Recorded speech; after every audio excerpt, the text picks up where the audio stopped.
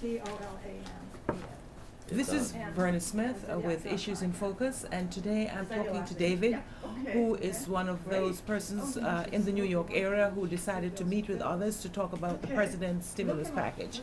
And I just wanted to get his impressions of the stimulus package, what it will mean, and David, first, your idea of the stimulus package. Do you think it will work? And if not, why not? I think parts of it will work. I think parts of it I'm concerned about. The parts I'm most concerned about is accountability. I believe that the first $350 billion of the TARP money has been spent foolishly and without accountability, and therefore we don't know if it really did pay off. The parts that I think may work are immediate investments in infrastructure, where the projects are, as they say, shovel-ready, can have a positive impact immediately on the economy. Where I'm skeptical is putting money into failed areas of American business, such as the auto industry. My concern is that it's going to be just pouring tens and tens and tens of billions of dollars into an industry that has already proven many times over its inability to succeed. Any of us as small business owners, when we don't make it, we go bankrupt.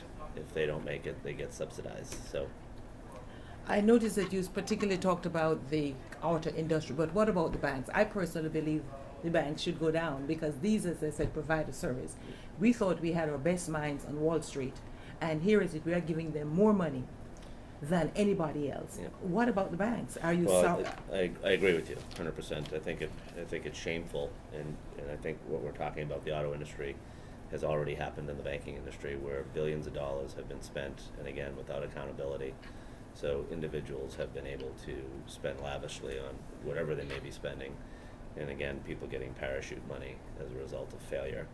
People who fail should not be rewarded, and it's a very sick feeling to think that people in their own conscience feel justified paying out bonuses, something like $19.8 billion to the folks on Wall Street this year, after having such horrible losses and impacting millions upon millions of Americans' net equity.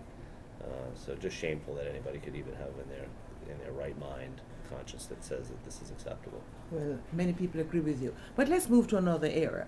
As you said, you already talked about the auto industry, and we talked about the banking system, we have talked about Wall Street. But if you were to have the president's ear tomorrow, what three specific areas would you want to see that money targeted to? Okay. We spoke about one briefly here. Infrastructure would be an area that I think could create jobs very quickly for these shovel-ready projects, of which permits and whatnot are all ready to go, just don't have the funding.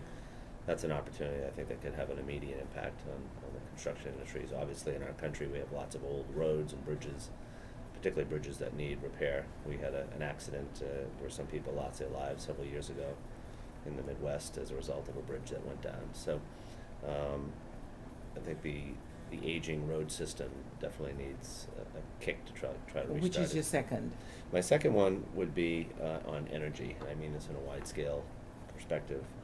I think the United States needs to make a commitment to getting to alternative fuels, particularly for the automobile industry. So hydrogen-based cars and electric cars, in my opinion, should be the predominant driver of getting us off of foreign oil. Renewable sources of energy, wind, especially wind, solar and wave energy also has great potential to try to get the United States off of the oil. Yeah, but let me stick a pin here. While that's a great idea, you know that, as I said yesterday, we got a report, meaning for January there was the new employment rate is 7.5% or 7.6% of Americans out of job, and for January we lost 600,000 jobs. There are people right now who have no sense of how they pay their rent for the month of March. So if we were to talk about some of the areas you would like to see that money targeted to, do you think that would be a quick turnaround, or are we talking long term? I think that's long term.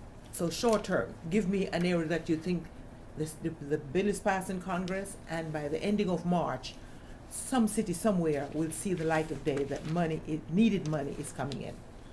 Well, I guess my point is that there's not a quick fix, and I think Mr. Obama has been many times, President Obama has said it's going to get worse before it gets better. I don't think that throwing money at problems in the short term is going to create a silver magic bullet type of approach where all of a sudden the economy is going to be in great shape. As much as I know his package is intended to create 3 to 4 million jobs, I think we're going to see over the next course of the next year, perhaps another 2 or 3 million jobs lost in our country. So I think our intent with the stimulus package is going to have to be more medium term, long term, as compared to throwing out hundreds of billions of dollars and expecting that to have a resonating factor. Okay, let me stick a pin here and let us go to